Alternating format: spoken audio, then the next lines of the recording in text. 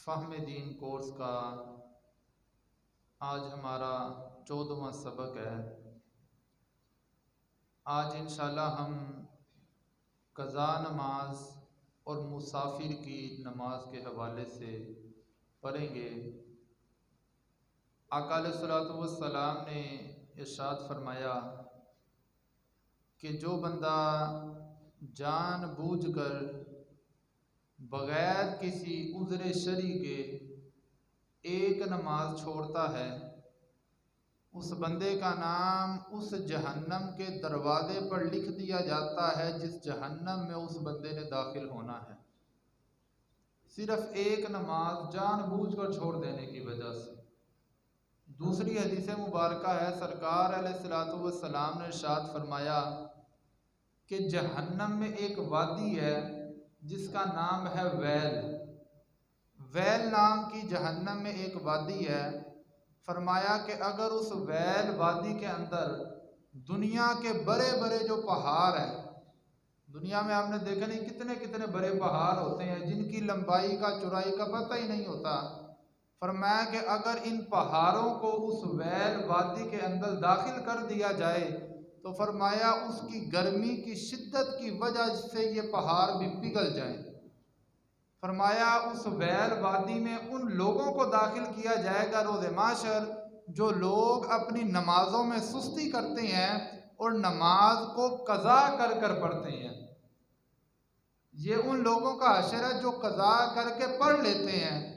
तो जो बंदा फिर कज़ा करके पढ़ता ही नहीं है, उस बंदे का क्या हशर होगा।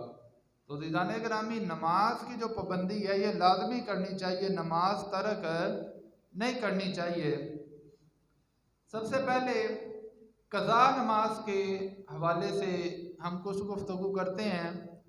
नमाज को उसके असल वक्त में अदा करना ये ज़रूरी है। ज़ोहर का टाइम है तो जिस दिन की ज़ोहर का वक्त है उसी ज़ोहर के वक्त में अदा करना ये ज़रूरी है। असर का वक्त शुरू हो गया, उस दिन की असर की नमाज उस वक्त में अदा करना ये ज़रूरी है। अगर कोई बंदा नमाज को उसके मुकर्ररा वक्त के अंदर नहीं पढ़ता बल्कि नमाज का वक्त गुजर जाने के बाद फिर पढ़ता है तो अब मुकर्ररा वक्त गुजर जाने के बाद पढ़ने को कज़ा कहा जाता है।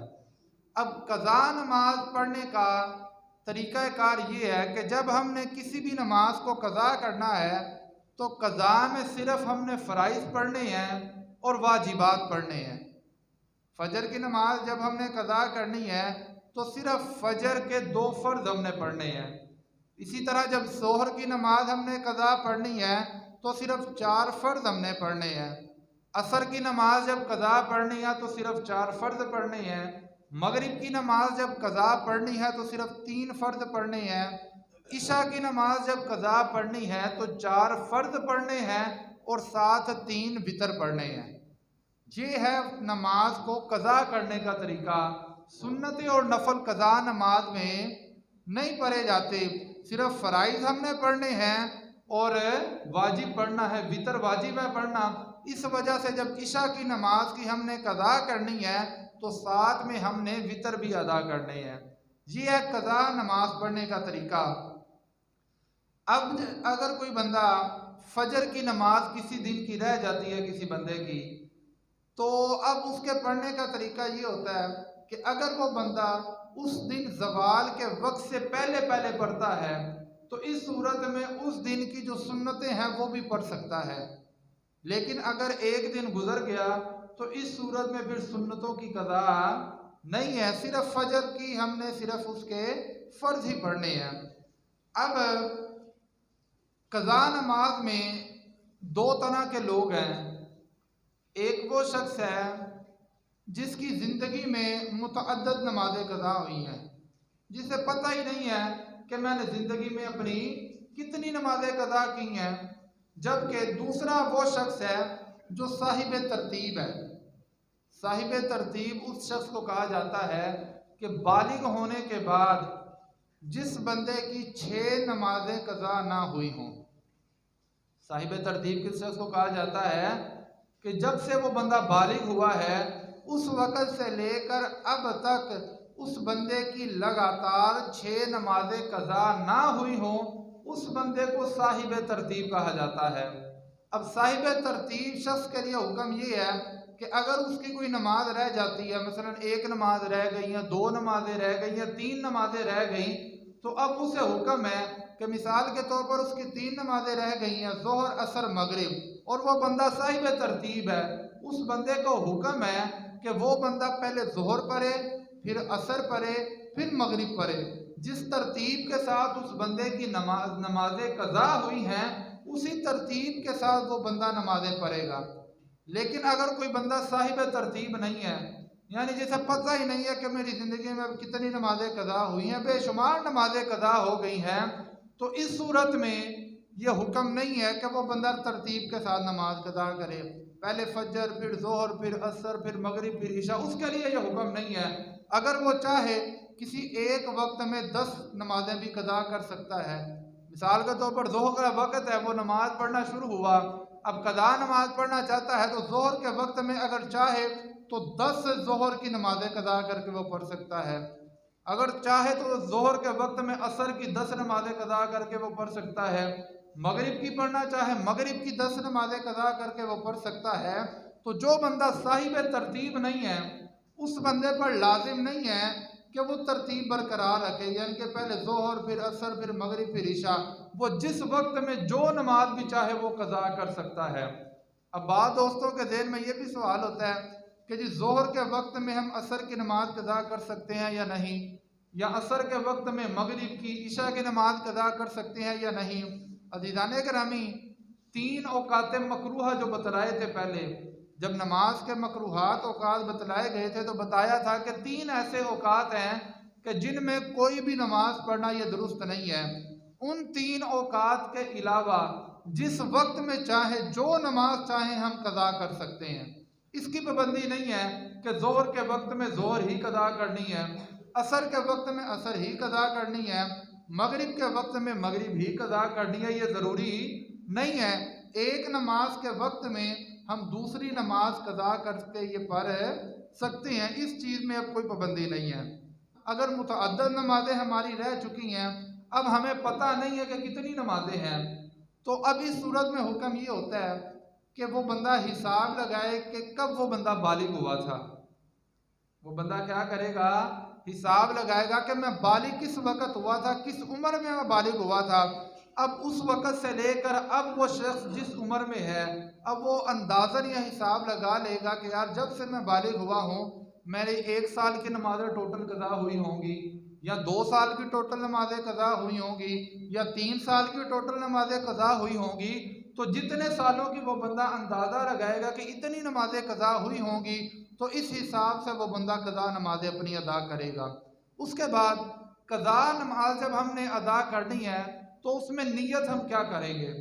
जो बंदा साहिब तरतीब है उसे तो पता है कि मेरी फ़लाँ नमाज कज़ा हुई है फ़लाँ दिन की, तो वो बंदा पढ़ लेगा।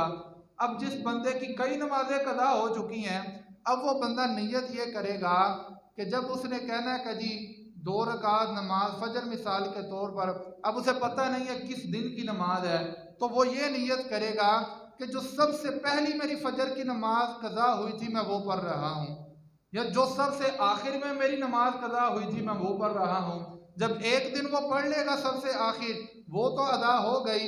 जब अगली पढ़ेगा तो फिर जो सबसे आखिर में कज़ा हुई होगी वो उसकी अदा हो जाएगी। तो ये हुक्म उस बंदे के लिए है कि जिसे पता ही नहीं है कि कितनी नमाजें कज़ा हुई हैं। उसके बाद मुसाफिर की नमाज के चंद एक अहकाम समाअत फरमा लें।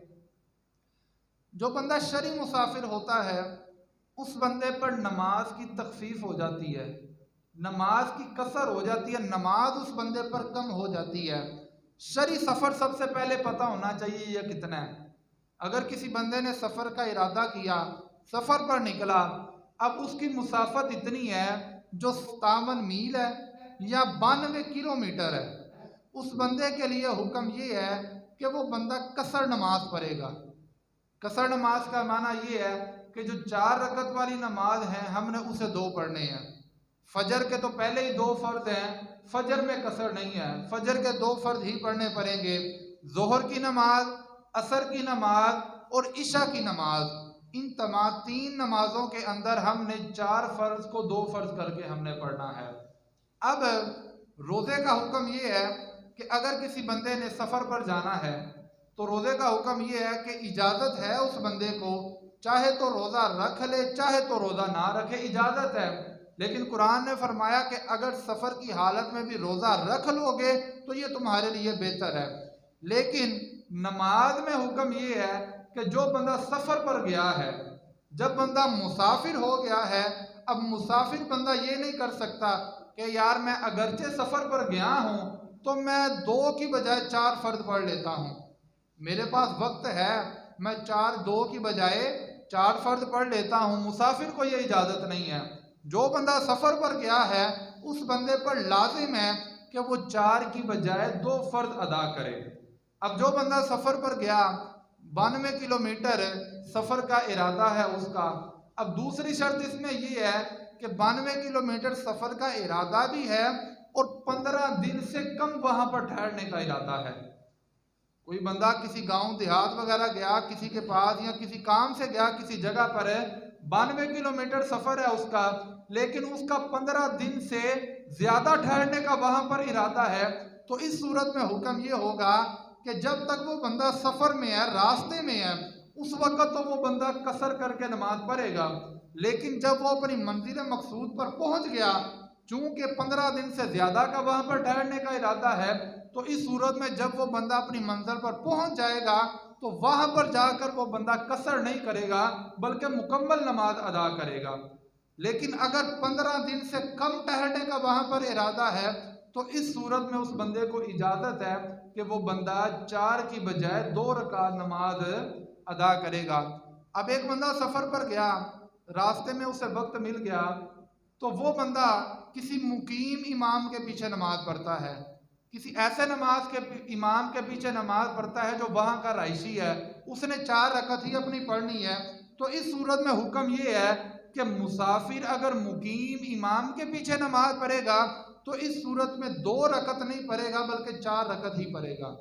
लेकिन अगर मुसाफिर जो है वो इमाम बन गया, किसी जगह पर गया, कोई नमाज पढ़ाने वाला ना था, तो जो बंदा मुसाफिर था, दूसरे लोगों ने कहा कि यार कोई बंदा नमाज पढ़ाने वाला नहीं है, तुम ही नमाज पढ़ा दो, तो इस बंदे पर लाजिम है कि पहले ऐलान कर दे कि यार मैं मुसाफिर हूँ, मैंने 2 रकात पढ़ के सलाम फेर देना है, तुम मुकीम हो, तुमने अपनी नमाज मुकम्मल करनी है। मुसाफिर इमाम 2 रकात पढ़ा कर सलाम फेर देगा, जो मुकीम लोग हैं वो बाद में खड़े होकर अपनी 2 रकात मुकम्मल कर लेंगे। और कसर जो है ये सिर्फ फ़र्ज नमाज के अंदर है। कसर किस में है?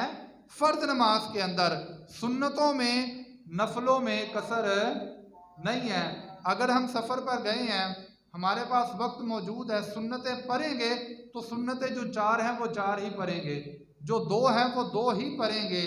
लेकिन अगर कोई मजबूरी आ जाती है कि बस से जब हम उतरते हैं, रास्ते में स्टेशन वगैरह आते हैं, बसें रुकती हैं या ट्रेन रुकती है, हमारे पास सिर्फ इतना वक्त है कि हम उसमें फ़र्ज पढ़ सकते हैं, तो इस सूरत में सुन्नतें और नफल तर्क करने की इजाज़त है। लेकिन अगर हमने सुन्नतें और नवाफिल पढ़ने हैं तो इस सूरत में सुन्नतें भी पूरी पढ़नी पड़ेंगी और नवाफिल भी पूरे पढ़ने पड़ेंगे।